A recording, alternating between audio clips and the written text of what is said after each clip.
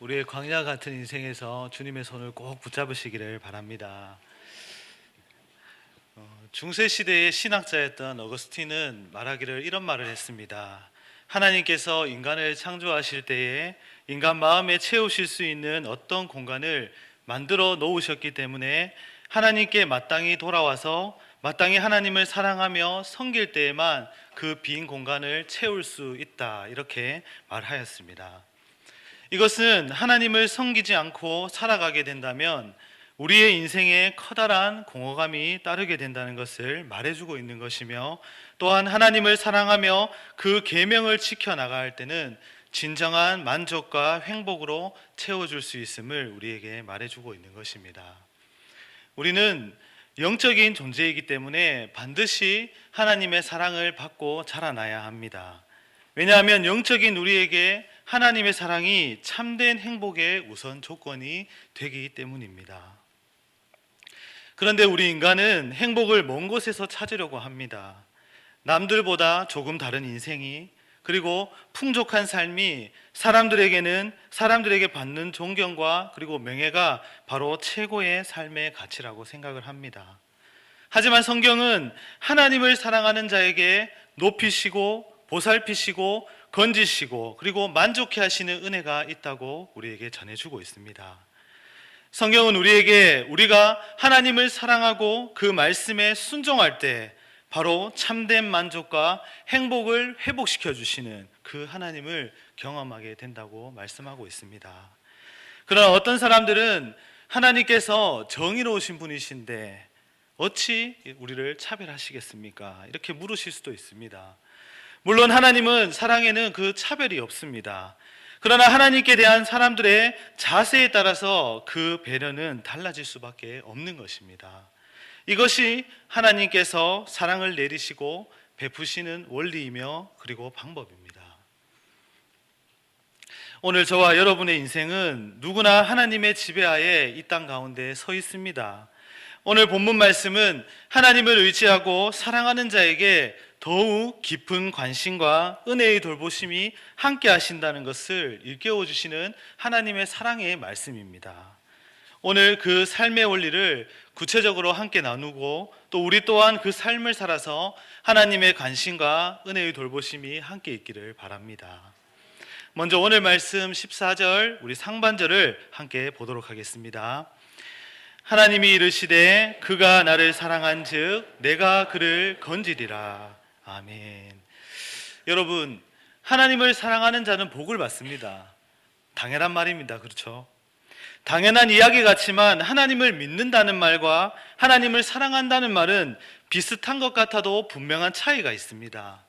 믿는다는 말보다 사랑한다는 말 속에는 하나님께 대한 헌신과 봉사의 의미와 정신이 더 강렬하게 묻어있기 때문입니다.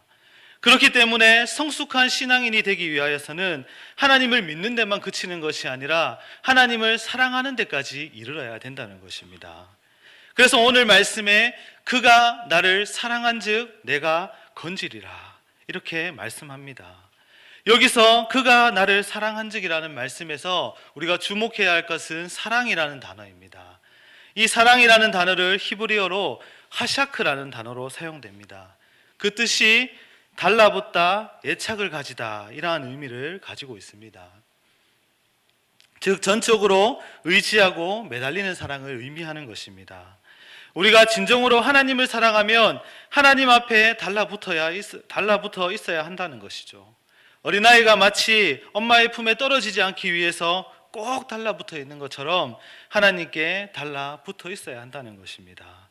그래서 오늘 말씀에 그가 나를 사랑한즉이라는 이 표현은 하나님을 그렇게 사랑하고 달라붙어 있는 사람에 대한 얘기를 하는 것입니다.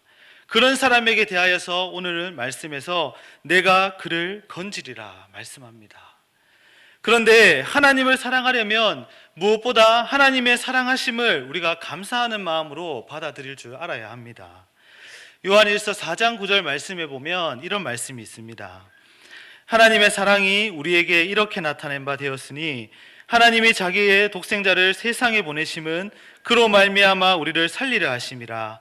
사랑은 여기 있으니 우리가 하나님을 사랑한 것이 아니요 하나님이 우리를 사랑하사 우리 죄를 속하기 위하여 화목 제물로 그 아들을 보내셨습니다. 아멘.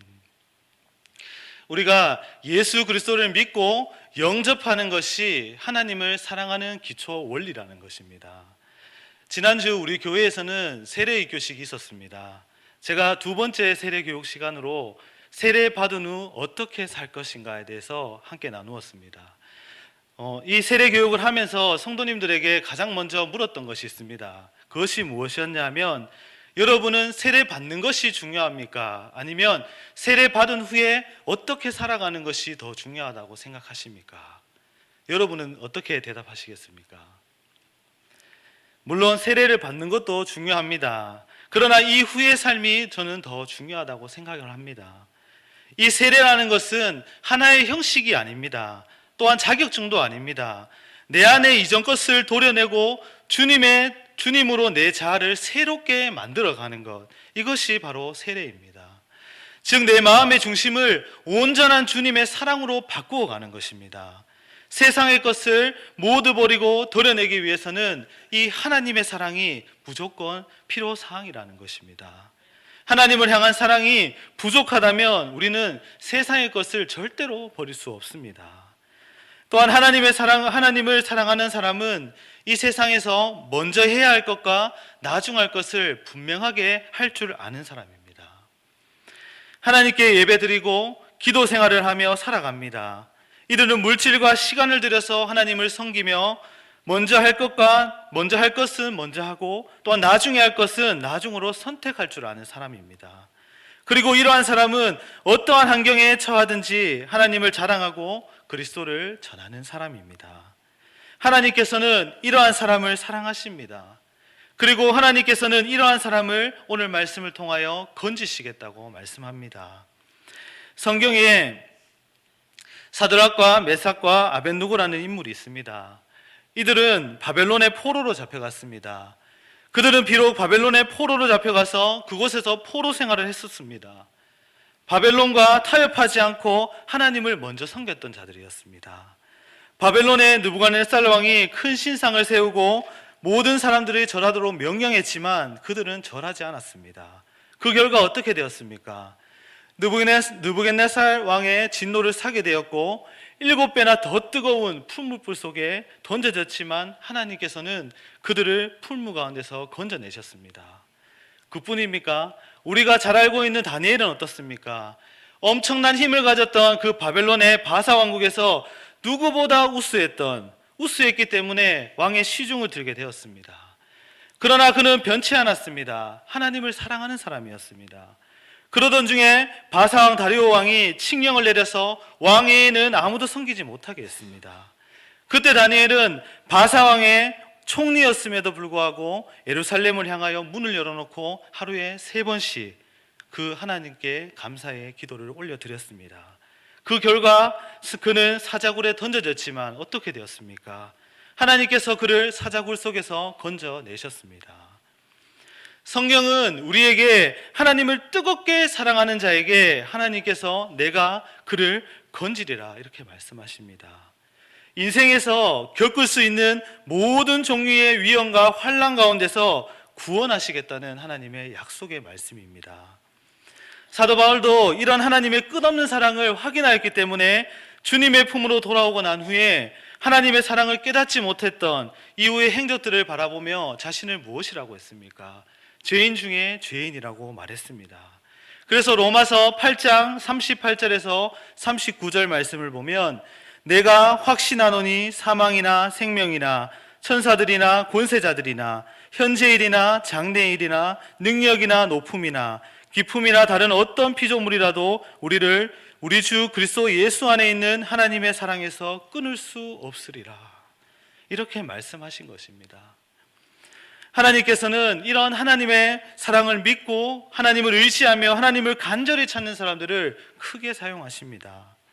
오늘 저와 여러분이 하나님께서 위기와 어려움 속에 하나님을 자랑하고 또 하나님을 사랑하고 하나님의 마음을 품고 살아가는 사람들을 결코 잊지 않으신다는 것입니다. 반드시 구원하시겠다는 것입니다. 반드시 인도하신다는 것입니다. 우리가 그런 하나님의 은혜 가운데 살아가시기를 바랍니다. 우리 14절 하반절도 같이 보도록 하겠습니다. 그가 내 이름을 안즉 내가 그를 높이리라. 아멘. 그가 내 이름을 안즉 내가 그를 높이리라. 이렇게 말씀하시는 내용이 나옵니다. 하나님을 깊이 알기 원하는 자를 찾으십니다. 여기서 내 이름, 곧 하나님의 이름은 하나님의 전인격을 의미하는 것입니다. 이 세상에서 하나님의 전인격, 곧 하나님의 본성과 본질을 충분히 깨닫는 것은 우리는 정말 어려운 일입니다. 그러나 하나님은 성경을 통하여서 그 이름을 충분히 계시하셨습니다. 그러므로 누구라도 열심만 가지고 있다면 하나님의 이름, 곧 하나님의 성품과 그 뜻을 알 수 있습니다. 어떤 소녀가 자신이 다니고 있는 목사님에게 편지를 보냈습니다. 목사님, 저는 하나님을 믿고 싶지만 잘 되지 않습니다. 어떻게 하면 잘 믿을 수 있을까요? 이렇게 물었습니다. 소녀의 편지를 받은 목사님은 이렇게 답변했다고 합니다. 내가 알지 못하는 것을 믿을 수는 없단다. 하지만 내가 아는 만큼 믿음은 성장하게 될 것이고 주님을 사랑하게 될 것이란다. 이렇게 답해 주었습니다.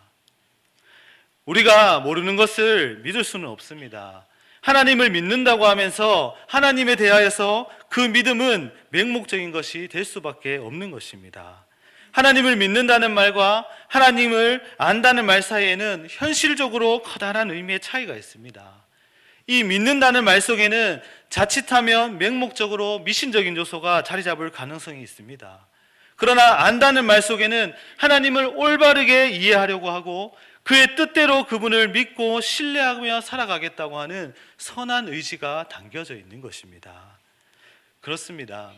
하나님을 알지 못하면서 우리는 하나님의 뜻을 이룰 수 없습니다. 하나님과 그의 뜻을 알지 못하면서 하나님의 영광을 드러낼 수 없습니다. 배우지 않고서는 하나님이 원하시는 삶을 살아갈 수가 없습니다. 말씀으로 훈련받지 않으면 제자의 삶을 살 수 없습니다. 그러기에 우리는 그저 믿는 자세로만 있는 것이 아니라 하나님을 깊이 아는 데까지 이르러야 한다는 것입니다. 최대의 정성과 힘을 다해서 하나님을 알아가도록 노력해야 하는 것입니다. 그렇다면 우리가 하나님의 이름을 알 때 하나님은 우리에게 구체적으로 어떤 은혜를 더하여 주십니까? 높이시는 일을 하시겠다 말씀하십니다. 우리를 세상에서 부끄럽지 않으실 뿐만 아니라 부끄럽게 하지 않으실 뿐만 아니라 세상 가운데 높이 세워 주시겠다는 것입니다. 여러분, 나에게 관심 있는 사람이 있습니다. 이 사람은 나에 대해서 관심이 있기 때문에 나의 일거수일투족을 다 알기를 원합니다. 내 이름이 무엇인지, 내가 좋아하는 옷이 무엇인지, 내가 좋아하는 음식은 무엇인지, 내가 싫어하는 것은 무엇인지, 내가 말하지 못하고 내 마음속에 담고 있는 것은 무엇인지, 이 모든 것을 알기를 원합니다. 하나님께서는 당신의 이름을 알고 인정하는 성도들의 그 수치와 궁핍함을 그냥 내버려 두시지 않으십니다. 우리가 하나님의 영예로운 이름을 알고 그 이름을 높여드리는 것보다 비교할 수 없는 그 행복을 더하여 주시고 또 우리의 이름과 영예를 높여 주시는 것입니다. 또한 우리 15절 상반절도 같이 보겠습니다. 그가 내게 간구하리니 내가 그에게 응답하리라. 아멘. 그가 내게 간구하리니 내가 그에게 응답하리라. 이렇게 말씀하십니다. 이것은 두말할 것도 없이 기도에 대한 강조의 말씀입니다. 하나님은 왜 기도를 요구하실까요? 하나님이 우리의 필요를 모르시기 때문일까요? 그렇지 않습니다. 하나님께 기도하는 자가 그 방법을 알아가도록 만들어 가시기 위함입니다. 그리고 찾게 하시기 위함이고 구하는 길을 열어주시기 위함입니다. 하나님은 우리의 필요를 꿰뚫어 보시는 분이십니다. 그런데 왜 굳이 주시지 않고 기도하기를 원하시고 계시는 걸까요?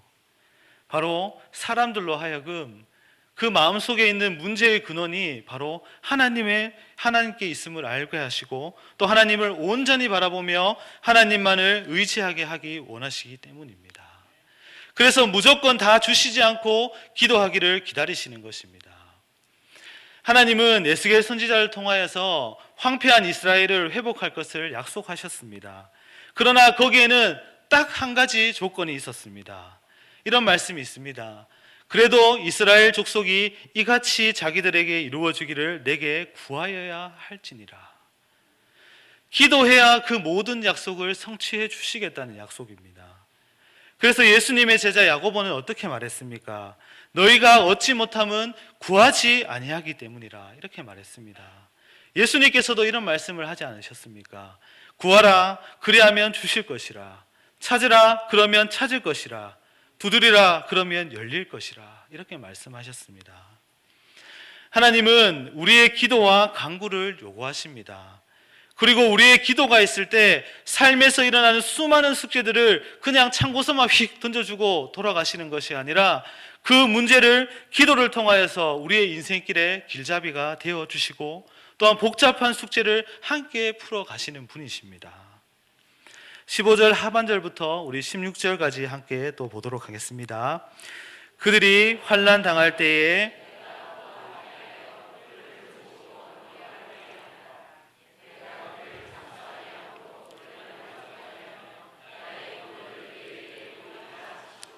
아멘.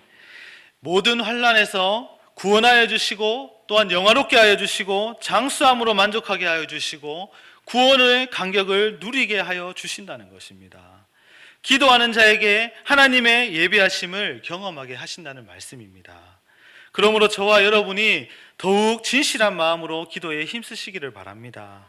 더 많이 기도하고 더 많이 진실되게 더 기대하며 더 기도할수록 하면 할수록 여러분 모두는 하나님의 임재, 바로 하나님의 일하심과 하나님의 역사 가운데 하나님께서 여러분을 주인공으로 만들어 가실 것입니다.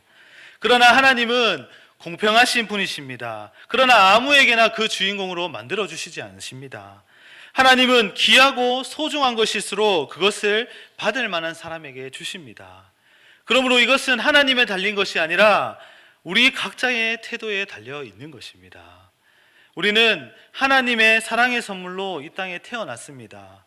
하나님의 사랑으로 지음을 받았고 하나님의 사랑으로 구원받은 백성이 되었고 또한 하나님의 사랑으로 능력에 힘입어 살아가는 우리가 하나님께서는 지금도 우리를 사랑하고 계시는 것입니다. 하나님께서도 우리가 최선을 다해서 하나님을 사랑하기를 원하고 계십니다. 하나님을 더 많이 사랑하고 하나님의 사랑을 많이 받은 우리가 이제는 하나님을 더욱 깊이 사랑하며 살아가야 하는 것입니다. 오늘 말씀을 시작하면서 제가 어거스틴의 말을 인용했습니다. 하나님께서 인간을 창조하실 때에 인간 마음에 하나님이 채우실 수 있는 어떤 공간을 만들어 놓으셨기 때문에 하나님께 마땅히 하나님을 사랑하며 섬길 때에만 그 빈 공간이 채워진다고 이렇게 말씀드렸습니다. 하나님을 사랑하는 사람은 하나님께 많이 드리고 싶은 마음이 간절합니다. 이것은 물질을 두고 하는 이야기가 아닙니다. 하나님께 드리고 싶은 기쁨의 마음이 가득 찬 사람을 두고 얘기하는 것입니다. 성경은 말하지 않습니까? 사람은 외모를 본다고 했습니다. 그러나 나 여호와는 다르다고 했습니다. 무엇을 보신다고 했습니까? 바로 마음의 중심을 보신다고 했습니다. 우리가 진정으로 드려야 하는 것이 우리의 마음의 중심입니다. 이 중심을 더욱 깊이 묵상하시면서 하나님을 사랑하시는 데 사용하시기를 바랍니다. 오늘 말씀은 하나님을 더욱 깊이 있게 사랑하기 위해서 우리에게 어떠한 자세를 취하여야 할지를 잘 가르쳐 줍니다. 먼저 하나님을 더욱 사랑하는 성도들이 되시기를 바랍니다. 그리고 그의 이름을 알기 위해서 힘을 쓰시기를 바랍니다. 또한 무엇보다도 하나님께 항상 기도함으로 하나님의 뜻을 알아가며 그분의 뜻대로 구함으로 살아가시기를 바랍니다. 그러면 우리의 마음에 마땅히 하나님의 사랑으로 채워질 수 있는 그 빈 공간들이 진정한 하나님의 사랑으로 가득 채워지게 될 것입니다.